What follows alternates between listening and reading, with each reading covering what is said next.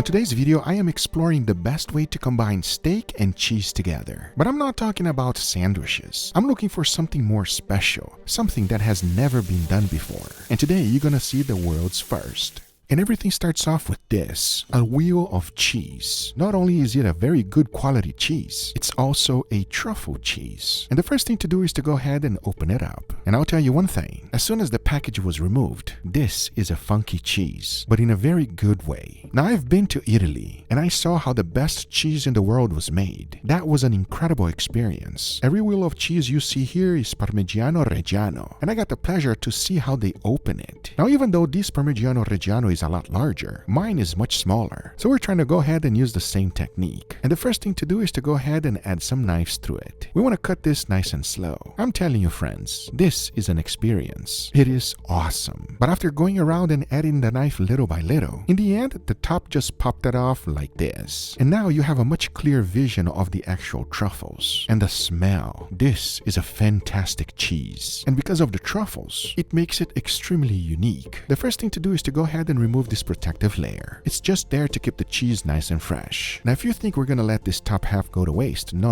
you are very wrong. Let me show you what I have in mind. Here I have two beautiful steaks. As you can see, it is a New York strip, 1.5 inches thick and choice grade. This is a fantastic steak to have it by itself, but we're gonna be combining that cheese with it. First, we gotta get it seasoned. For that, I use a good amount of salt followed by freshly ground black pepper and garlic powder. I cannot emphasize enough that the most important thing whenever you're eating steaks is to make sure you season it properly. One of them, we're going to be calling it the control, and that's because we're going to be using shaved cheeses just to have with it. The second one, on the other hand, that one we're going to be using a melted cheese version. I'll be using the top that we just cut out to melt it right on top of the steak. That will be coming real shortly, because here's where things gets really interesting. The first thing to do is to dig a hole, a nice hole, and the best part is that all of this extra cheese that is being removed is just an appetizer for us. And as you can see, once I was done, we have a nice bowl of cheese ready to be used. Talking about that, I'm going to be combining it with this, a Japanese Wagyu A5 steak. This is the best of the best. Not only is it an A5, it is Kobe beef straight from Japan. That's one of the wonderful things about having a meat dealer. You know where your steaks are coming from, and it is authentic, the real deal. And if you want to use mine, check him out on the description down below, because the next thing to do is to go ahead and trim this out. As you can clearly see, it has a lot of external fat. As a matter of fact, most people say that Wagyu is just fat with a little bit of meat. They're not wrong though, but this fat is quite special,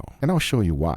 Once the trimming was done, take a look. We got all of the fat removed, and as you can clearly see, it starts melting on your hands. But we're not done yet, as now you want to go ahead and slice it in very thin strips. Now to make a nice presentation, little by little you start rotating the steak in itself, kind of like mimicking a rose. This is unnecessary unless you want a nice beautiful presentation, because once done, take a look. You're making something quite special. It's not like you're gonna have this every day. As now we have our rose Wagyu, let's go back to the cheese. The first thing to do is to create a mountain. That way the cheese that was scraped will also melt together with the Wagyu. Once this little mountain was created, the Japanese Wagyu A5 goes right on top. Now take a look at this. Let's not even talk about the price. Like I said, it's not something that can be done every day. This is for extremely special occasions only. However, we're not even close to being done yet. Remember all of the trimmings? We want to go ahead and render all of the fat. Nothing is going to go to waste here. The key of rendering fat properly is to do it nice and slow. In the end, you're going to be left with Japanese Wagyu A5 chicharrones and of course the rendered Wagyu fat. I'm going to be using this fat to deep fry the steak right inside of the cheese wheel.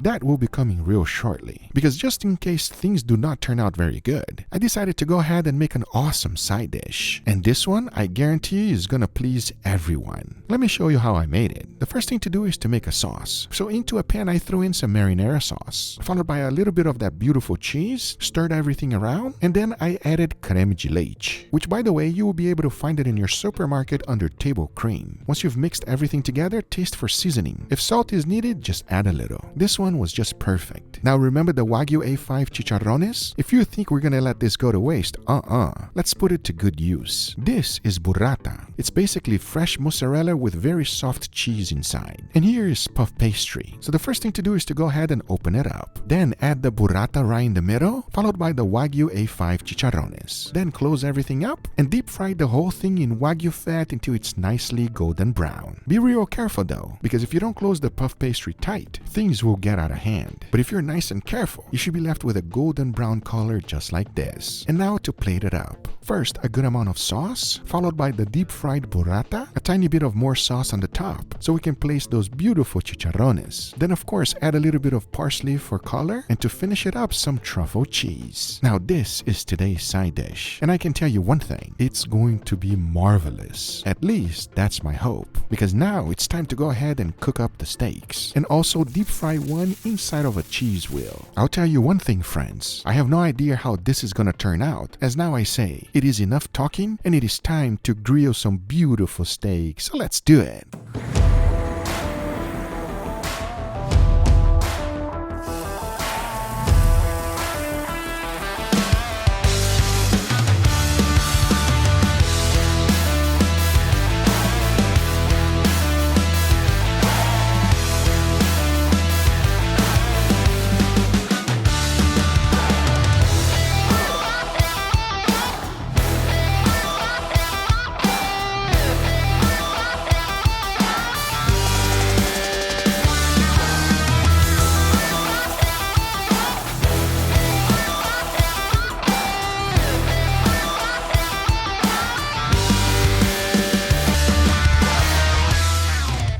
All right, everybody, and here we got our beautiful feast, gentlemen. What do you guys think? Perfect word, Guga. Feast is right. This is a ton of food, and it looks so fancy. It looks very cheesy. Cheesy. That's correct. the word. You have a steak flour in the cheese wheel. What other word than fancy are you gonna use? But first, to see if this is really worth it or not, I have two other experiments. Now make sure you try the steak together with the cheese, okay? This is the idea here. Enough talking, let's give it a try. Cheers, everybody. Cheers.